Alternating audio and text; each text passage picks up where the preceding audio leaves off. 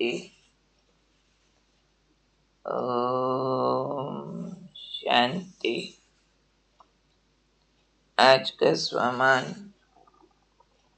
मैं शक्ति स्वरूप आत्मा हूँ। आज एक विशेष बात में बाबा ने हमें शक्ति स्वरूप बनने के लिए कहा। जो कई बच्चे कंप्लेन करते हैं कि संबंधी नहीं सुनते, हमको संग अच्छा नहीं मिलता, इस कारण हम शक्तिशाली नहीं बन सकते हैं। ये कंप्लेंट बहुत सारे ब्राह्मणों की है। पर आज बाबा इस सब के बावजूद भी कैसे शक्तिशाली बन सकते हैं वो बता रहे हैं। तो बाबा ने आज समझाया, श्रेष्ठ मत के आधार पर ज्ञान स्वरूप शक्ति स्वरूप के वरदानी बनो और अपनी स्थिति को अचल बनाओ, यानी अपने ऊपर काम करो। चलो संबंधी आपकी नहीं सुनते, संग बार वाला अच्छा नहीं है, लेकिन आपको तो श्रेष्ठ मत मिली है ना। और बाबा की मत हर परिस्थिति के लिए मिली हुई है। कैसे दूसरों को भी आत्मा देखना है, कैसे संग के प्रभाव से बचना है, कैसे जो नहीं सुनते हैं उनके लिए भी शुभ भावना रखनी है। तो ये श्रेष्ठ मत यूज करो कि श्रेष्ठ मत के आधार पर ज्ञान स्वरूप खुद बनो। जो ज्ञान सुना हुआ है उसका स्वरूप बन जाओ और संग के प्रभाव से बचने के लिए शक्ति स्वरूप के वरदानी बनो। बाबा ने जो हमें शक्तियां दी हैं उनकी धारणा स्वरूप होके रहो, तो अपनी स्थिति को अचल बना दो। साक्षी होकर हर एक के पार्ट को देखो, अपने सतोगुणी पार्ट में स्थित रहो। तो क्या होगा? आत्मा के संग का रंग का प्रभाव नहीं पड़ सकता। खुद बाप के संग में रहो। संग के रंग का प्रभाव किन के ऊपर पड़ता है? जो कच्चे होते हैं। कच्चे पर दूसरे का रंग चढ़ता है, खुद पक्का होगा तो नहीं चढ़ेगा। इसलिए अब के बाद कंप्लेंट नहीं करें। कंप्लेंट करने के बजाय बाबा ने जो सॉल्यूशंस बताए हैं उसको यूज करें। बाबा ने तो हमें काम ही दिया हुआ है कीचड़ में कमल समान रहने का। इसलिए शिकवे शिकायतें नहीं, हालात कैसे भी हों, हर हाल में हम बाबा की शिक्षाओं के आधार पर अपने आप को बहुत शक्तिशाली बना सकते हैं।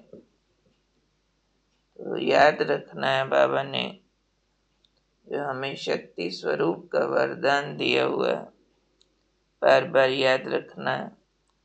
मैं सर्वशक्तिमान की संतान हूँ, मास्टर सर्वशक्तिमान हूँ।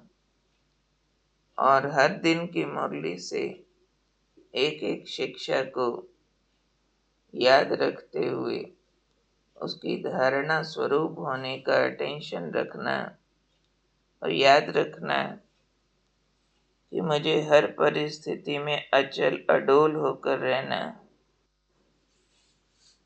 अपने सतोगुणी पार्ट में स्थित रहना, पाप के संग में रहना और सबसे बड़ा काम करना, हर एक के पार्ट को साक्षी होकर देखना। जब हम साक्षी हो जाते हैं तो कोई का अच्छा पार्ट, कोई का बुरा पार्ट उसके प्रभाव में नहीं आते हैं। चाहे कोई अच्छे संग में भी रहता हो, लेकिन खुद को शक्तिशाली बनाना तो अपने चिंतन के आधार पर होता है कि कितना हम बाबा की शिक्षाओं को याद रख के उनका स्वरूप बनते हैं। बाहर का संग अच्छा भी हो तो भी भीतर से बाप के संग रहने से ही अपनी स्थिति शक्तिशाली बनती है। इसलिए इन बातों को एक्सक्यूज के रूप में न लें। ऐसे न समझें कि अगर हालात ऐसे हैं तो स्थिति ऐसी ही रहेगी। शिक्षाएं तो हमारी शक्तिशाली है ना। सारी गाइडेंस इसी बात की है कि खराब से खराब लोगों के बीच हमको अच्छे से अच्छा कैसे होकर रहना है। यही हमारा विशेष पुरुषार्थ है। तो आज से हम ये भाषा बंद करें कि हमको संग वातावरण अच्छा नहीं मिला, संबंधी ज्ञान नहीं सुनते हैं, तो हम शक्तिशाली कैसे बने।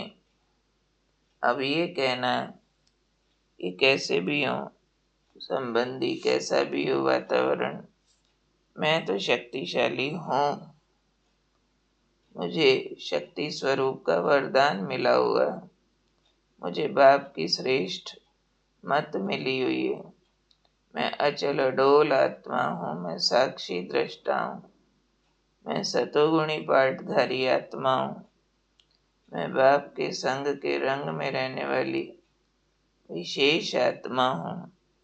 ये सब चिंतन हमें शक्तिशाली बना देगा। याद रखना है सारा दिन मैं हूँ शक्ति स्वरूप आत्मा, बाप की वरदानी आत्मा।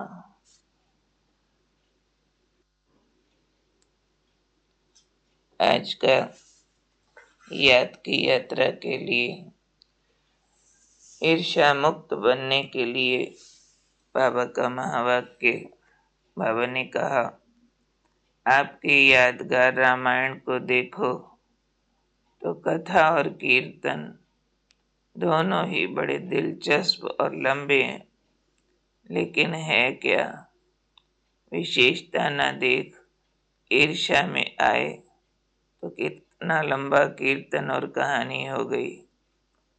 ऐसे विशेषता को न देखने से लक्ष्मी नारायण की कथा के बजाय राम कथा बन जाती है और इसी कथा कीर्तन में स्वयं का सेवा का समय व्यर्थ गंवाते हो और भी मजे की बात करते हो।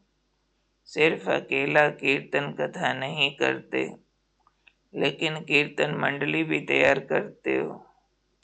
इसीलिए सुनाया, इस व्यर्थ कीर्तन कथा से समय बचने के कारण विशेष समय भी मिल जाता है। तो समझा क्या करना है क्या नहीं करना। जैसे आजकल की दुनिया में किसी को कहते हो भक्ति का फल प्राप्त करो, सहज राजयोगी बनो, तो ज्यादा रुचि किस में रखते हैं? भक्ति के कथा कीर्तन में ज्यादा रुचि रखते हैं, मनोरंजन समझते हैं। ऐसे कई विशेष आत्माएं भी व्यर्थ की राम कथा की मंडली में व कीर्तन मंडली में बड़ा मनोरंजन समझती हैं। ऐसे समय पर उन आत्माओं को कहो कि कथा छोड़ो, इस कीर्तन को शांति में रहो, तो मानेंगे नहीं, क्योंकि संस्कार पड़े हुए हैं ना। अब इस कीर्तन मंडली को समाप्त करो। कौन सी कीर्तन मंडली? जैसे मंथरा थी, उसकी कहानी है। तो ऐसे ही एक दूसरे की बातों में मजे लेना, जैसे कि ये कीर्तन मंडली हो गई है इस तरह वाली। तो इसके लिए आज प्यारे बाबा हमें मना कर रहे हैं। इस पर चिंतन की मंडली से बाहर निकलो और लक्ष्मी नारायण की कथा करो, यानी आत्मा समझ बाप को याद करके नर से नारायण बनने का जोर लगाओ। इधर की उधर की व्यर्थ की कथा कहानियां तेरी मेरी बातों में नहीं जाओ। ओम शांति।